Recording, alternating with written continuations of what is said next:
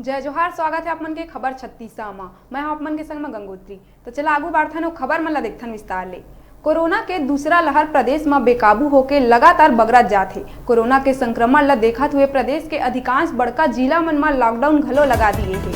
ऐसे में स्कूली शिक्षा बर बोर्ड परीक्षा ला लेके सरकार द्वारा बड़का फैसला लेवत हुए 10वीं बोर्ड के परीक्षा ला स्थगित कर दिए रहे। मुख्यमंत्री भूपेश बघेल के निर्देश में 10वीं के बोर्ड परीक्षा स्थगित करे जाए के निर्णय लेते हुए 15 अप्रैल ले शुरू होइया बोर्ड परीक्षा ला माध्यमिक शिक्षा मंडल रद्द करे बर आदेश जारी करे है।